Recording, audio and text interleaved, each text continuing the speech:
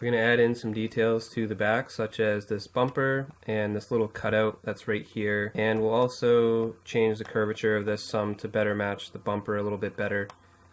And then just finally add in a little bit of a bevel style thing at the bottom just to add some more realism to this. So we're going to tab into edit mode, and one of the first things I want to do is just go to vertex select. And this kind of looks a little weird right here the way it is. So what we're actually going to do is just grab these three vertices and we're just going to bring them over on the x-axis just to make this less of an extreme angle here. And you could even bring this other vertex right here just in a little bit if you wanted to, so that it still maintains that inward curvature right there, but it's just not as extreme and it looks a little more natural when you do it this way. So the other thing we're going to do is just bring in the bumper from the front. It's pretty much the same as the back as far as I can tell.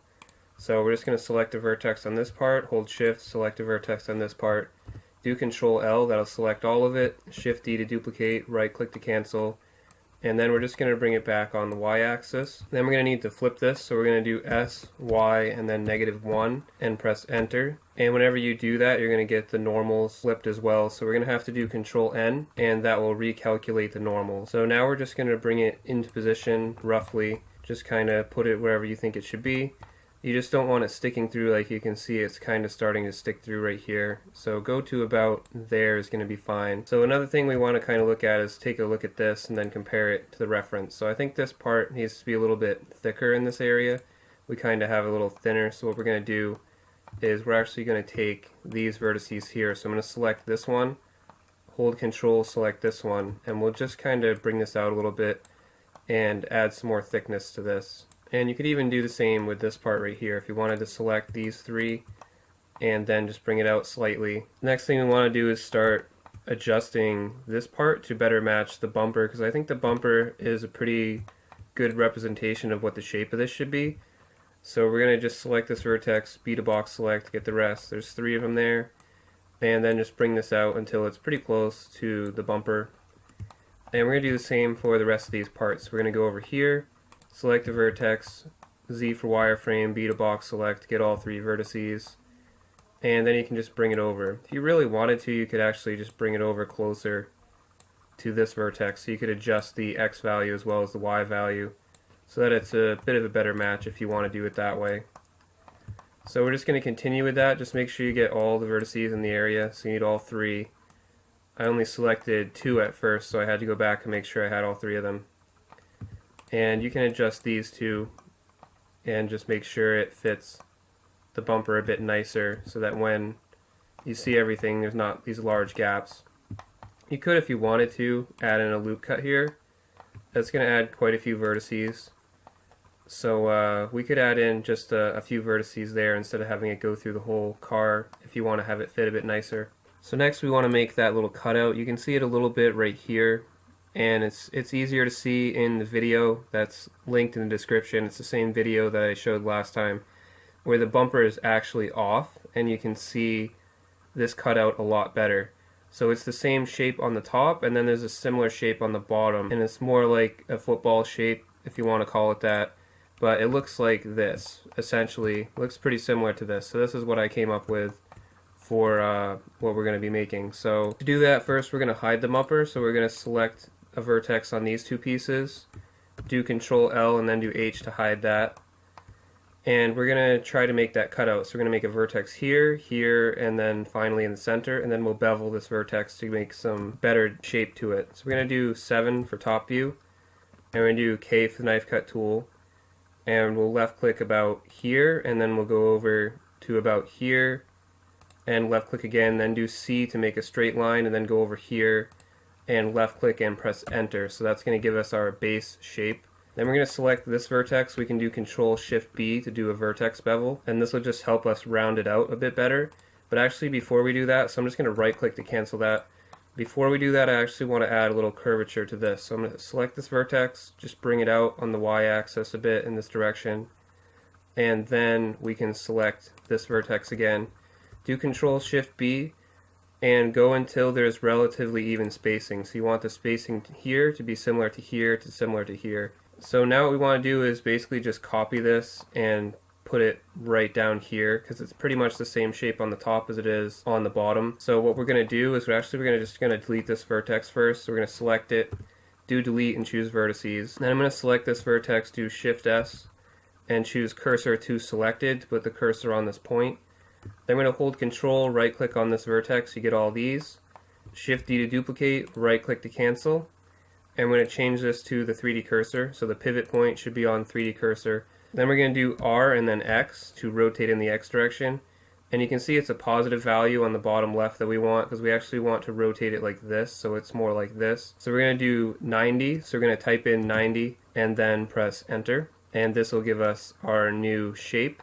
So we can actually just delete this vertex too, so we're going to select it and then do delete and choose vertices. Next we want to add in a little curvature to this part, so we're going to select these, and we don't need the 3D cursor anymore, so we're going to change this back to median point, and I'm going to do Shift S and do cursor to center to put it back in the center.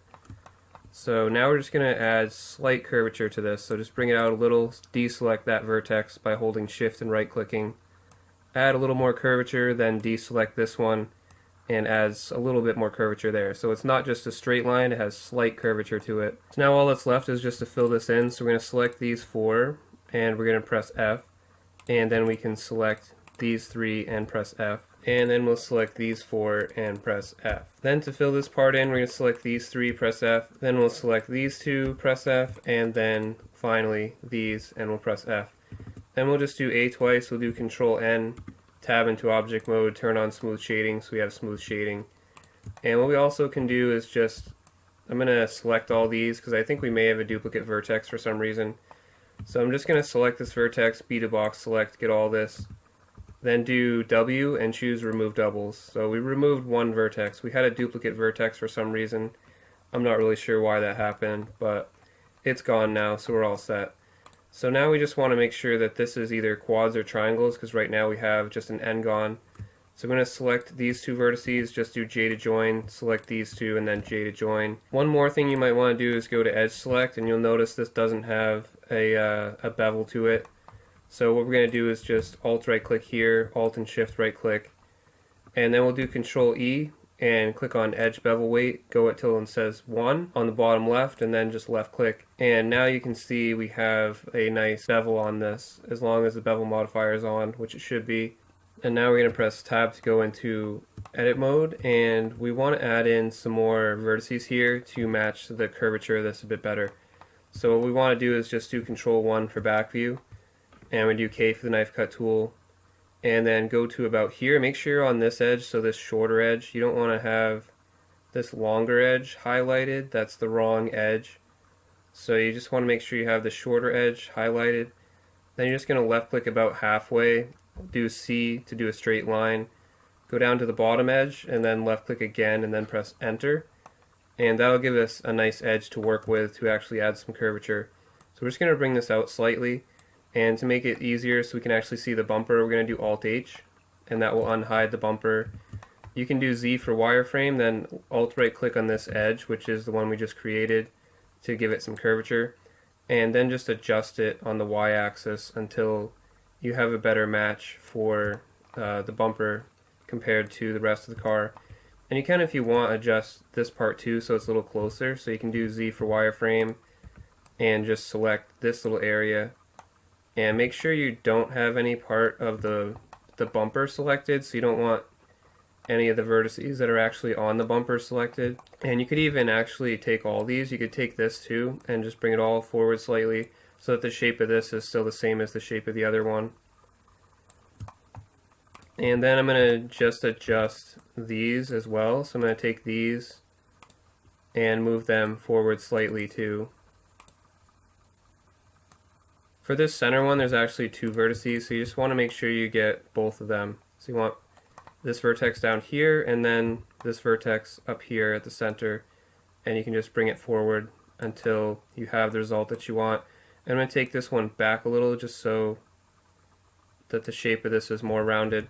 But I think that looks pretty decent, so you just take a look at it. You know, I kind of like the fact that there's this little line indicating the separation between the bumper and this part right here. I kind of like how this looks.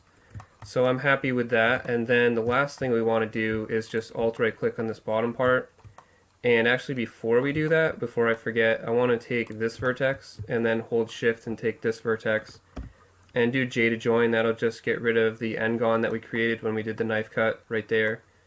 So lastly, what we want to do is just alt right click here, then do shift and select this vertex. And we'll do E to extrude, right click to cancel.